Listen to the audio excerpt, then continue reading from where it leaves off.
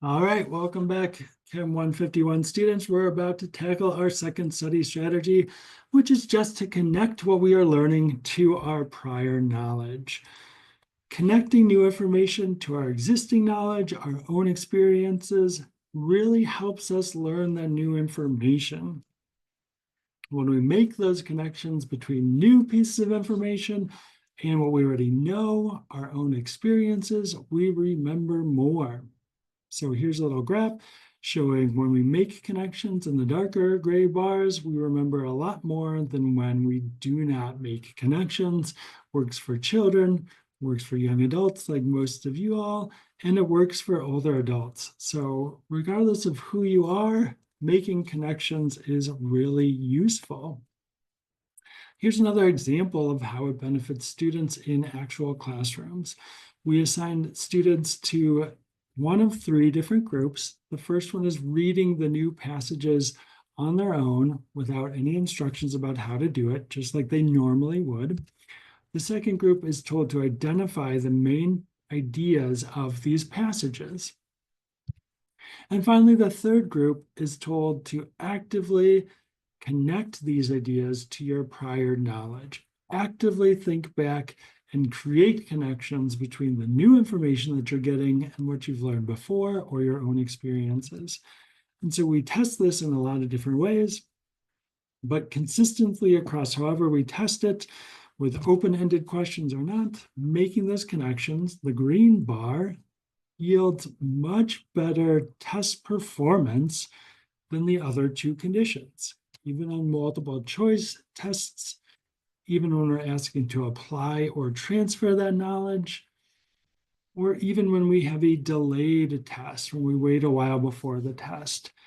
Across any type of test, making those connections to prior knowledge yields much better learning than reading in normal ways or identifying the main ideas of the passages.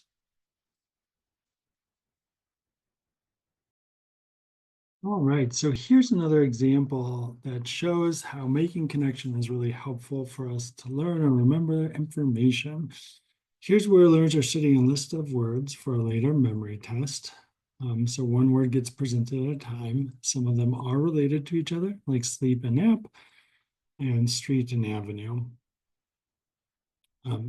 We have learners assigned to two different conditions. The one back condition is where they're asked to just think back to the prior word that they studied and try to make connections with that prior word. So when they see nap, they think back and try to see if king is related, queen is related to table, sleep to queen, and street to avenue, which is the only one here that is related one back. The other condition is the whole list condition, where they're asked to think back throughout the whole list and try to make connections with any related words that they are studying. So they might study these four, the queen might come up, and they might think back to king and make that connection. Later, they might see avenue, and that would make them think back and create a connection with street. So here's what our memory data look like when they are spaced back to back. We don't get any memory differences between the two groups because they are both making those connections. They're both thinking back one item and making that connection. So both are getting about 53 or 54% remembered. But as soon as that those related items get spread out a little bit, the one back group doesn't make those connections and doesn't remember the information nearly as much as the whole list back group. It gets even worse when the related items are spaced 12 apart. The one back group only remembers 37%, while the whole back group remembers 58%. So really, the conclusion here is just that looking back and making these connections is really important for memory. It greatly benefits, supports the learning of this new information. All right, so what does this mean for what we should actually be doing when we're studying or learning new information? How can we translate this to help us improve our grades? Lots of different ways here. So if you're reading, maybe every 5 minutes you take a break and actively think about how the information is related to your prior knowledge or experiences. You can write down the connections that you have formed to make them more concrete. Or during a lecture, you can relate that new information to old information, or you can make your professor make those connections themselves by asking something like, Professor, how does this relate to what we did last week or last class time?